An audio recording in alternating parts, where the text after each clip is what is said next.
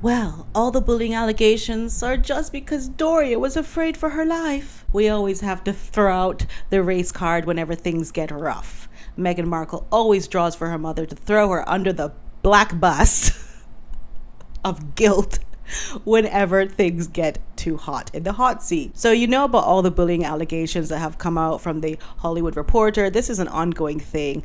I was meaning to talk about these bullying allegations for some years now, but I kind of put it on the back burner because, well, nothing came out about it, really. The palace never responded to it. It never went any further. But the Hollywood Reporter did come out with this article recently saying everyone's terrified of Meghan, claims a source close to the royal couple. She belittles people. She doesn't take advice. They're both poor decision makers. Harry's a very, very charming person, but he's very much an enabler. Everyone has read that. They talked about she's the Duchess difficult. They talked about she's like walking fury on high heels, coming in people's faces, reducing people to tears. All of this is true bullying. People have quit their jobs. 18 people have quit their jobs since Meghan Markle has been in the royal family and then even out of the royal family. That's a very high turnover, as we'd say. So it looks bad. And now what I wanted to do in this video is really compare the survivors of the Sussex squad versus the survivors of the Diddy situation. Yes, we need to talk about that Diddy situation because, girl, it's going to be one of those cases. It's going to be one of those OJ, one of those Michael Jackson cases, one of those big cases when it goes to trial, and we will certainly be covering it. So first, let's just talk about this new revelation that's come out. There was an email at 5 a.m, okay? And Meghan wrote this email to people at 5 a.m. She's done a lot of that at the time when it came out in 2018. It was a lot of things that she was doing to upset people and make them quit their jobs. And it's evidenced by people quitting their jobs. And I've always said, why would people in these wonderful jobs that they've always wanted quit? Professionals. These are professionals. And just for context, the reason why I'm bringing up Diddy is because his staff members who didn't quit their jobs and who had to do his bidding for him are going to prison.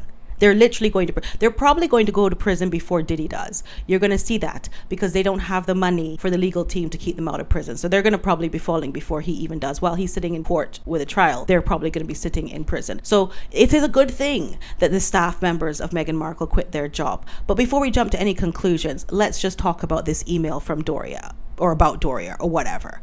So basically Meghan Markle is saying that she wrote the email because her mother's life was being threatened and all she was doing was asking for a time and date to set an appointment to talk about that. That's not what the emails were about. In fact, the emails, and if you look at the old articles that I had gathered from way back when, the headline read, Meghan loses second close aide Samantha Cohen as rumors swirl of Duchess difficult, while the article suggested she had been known to send requests as early as 5 a.m. Requests! Not saying that I'm really concerned about these are requests for people to do stuff. And I remember seeing something from some, I don't know, person who's never been employed in life, apparently, saying, well, she didn't have to answer it at 5 a.m. You know, she could have just, or whoever, these staff members could have just looked at the email and gone back to sleep and dealt with that another day. Obviously, you've never had a job. Obviously, you've never had a demanding job. Who are you to say whether that email could have been answered then and there or not? You don't know. But I bet if Samantha Cohen was paying your light bill, you would have told Samantha answer the email, right? You can't be telling people what to do. They're afraid for their lives and their jobs and their livelihoods. So of course they're going to answer the email. It just really goes to show that people don't have any accountability or any responsibility, whoever says things like that. This is not your man emailing you, honey. It's not your man emailing you at 5 a.m. and you can be like, I'm just going to put him on red for now. He'll want me more tomorrow when I answer him. This is your boss. If she writes you at 5 a.m., you jump up and you respond. And of course, there was much more going on than just that. There was literal people crying and quitting. There was a lady who quit on tour in Fiji, like right then and there. She didn't wait till she got back. She didn't send in no resignation letter. She didn't wait she had to go then and there. Doesn't that tell you something? But no, it's because Doria was scared. And of course, that doesn't track. The timeline doesn't add up. Doria was not in any threat in 2018. Doria was not on the world stage. Nobody cared about her. Ain't nobody was threatening her. Let's get real. The fact that Meghan keeps doing this and coming out with these lies after the fact and expecting people to believe them, and people are really scrutinizing her movements more and more as time goes on, not only mainstream media, but in social media, it is very scary for professionals who have to work for her, who have to do her bidding for her. They do need to quit. There's no other recourse for them, lest they be accused and held accountable for her wrongdoings. And you don't know what she was asking these people to do, nor do we know the extent of what she was asking them to do. But I think it's all coming out slowly. There's a trickle of everything coming out. Now, let's look at what could have happened. If you stay in a job like that, where you're being bullied, things are toxic, things are not being done properly, you're a professional. Because remember, Meghan and Harry always hired professionals. They wanted the best of the best. And as toxic and superficial as Los Angeles is, professionals want to work for them because at the end of the day, it's Prince Harry. They have clout because they brought a prince from England to Hollywood and he was on a certain level. So yes, they will work with him and that will go on their resume and it might make them look a little bit better than say they worked for like a TikToker. I don't know, but they're different levels and everybody has a little bit of clout that they're trying to farm in Hollywood. So yes, they had professionals and that's why those professionals could look at the NDAs, could look at the contracts and say, hang on a minute, I don't want to work here. I'm not protected. This is not how it was when I worked for example, Ralph Lauren or, whoever, or Jennifer Aniston or whatever celebrity. This is not the same. This working for Meghan and Harry is giving things are not right. Now, when you talk about P. Diddy, right? Let me tell you what's happening with his staff who didn't quit. His employees and associates sometimes witnessed his violence and prevented victims from leaving or tracked down those who tried to leave. The indictment says his employees facilitated the freak-off parties by renting travel, booking hotel rooms where they would take place and stocking those hotel rooms with supplies including drugs, baby oil, lubricants, extra linens and lighting. I'm laughing because they have found 1,000 bottles of lubricants and baby oils inside of P. Diddy's home, along with narcotics, along with recordings of acts. All of those employees who were aiding and abetting in that are going to prison. Scheduling the delivery of IV fluids for the after effects of these parties that P. Diddy had, and then cleaning the rooms afterwards. Diddy and his associates would wield their power and prestige to intimidate, threaten, and lure women into his orbit, often under the pretense of a romantic relationship. He would then use force, threats, and coercion to get the women to engage with male S-workers in the freak-offs, elaborately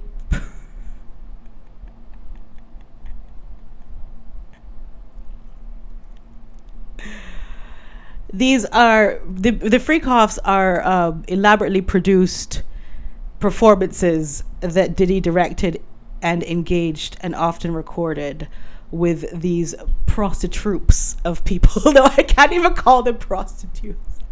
It was troops.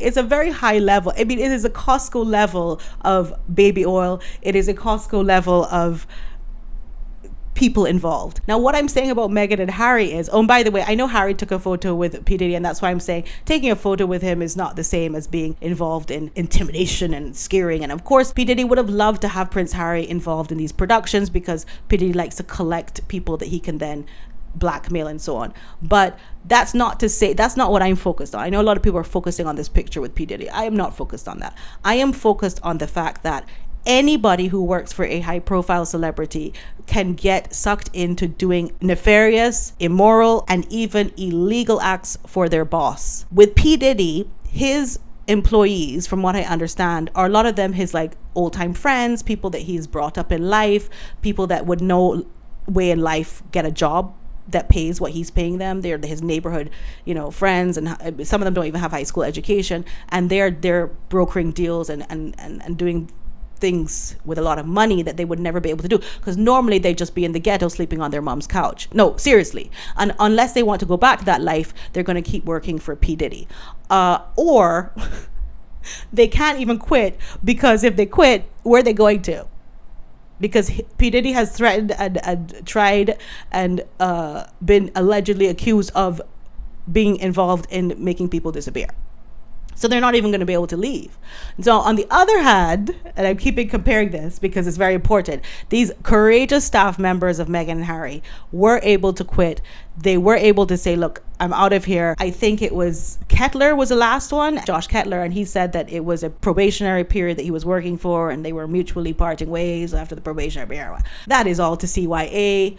Cover your ass. Because he wants to make sure that he can work again in this town. But I think it's very courageous of him to quit at all.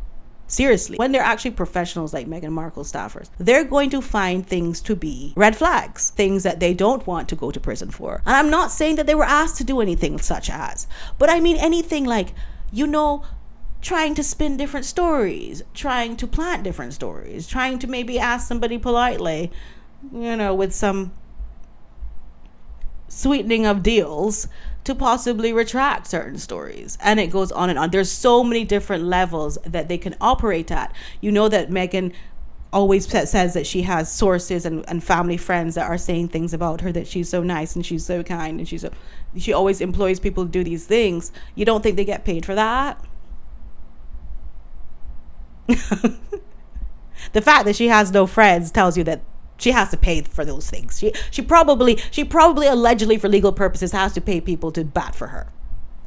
But anyway, it's very interesting that this is now coming side by side, and people like those in the Markle employ are probably looking at what's going on in this world and saying, these staffers like us, they can get into a lot of trouble. I don't really want to go down that road.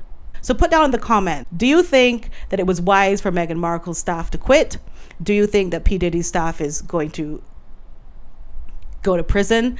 Do you think that this is all going to come out in the wash further and further, where Meghan Markle's staff is going to get more encouragement to come out and speak, lest they in the future might have to suffer being accused of illegal activity? No, put down in the comments, what do you think? Was this a provisional action on the part of the staffers to come out with this Hollywood Reporter article to CYA themselves and say, look, we quit. We were bullied into quitting. Everything that happened to us, we were bullied into doing it. So if anybody might find that we did something wrong, remember, we were bullied and we were tortured by this literal demon in high heels. Because you live and you learn. Anyway, thank you all so much for watching my video. I love you. Don't forget to subscribe, press the bell notification. Please like this video if you want me to continue to follow this trail. And I love you so much. And you know that. Bye. Oh, and the eye is better, see? Makeup and all. Bye.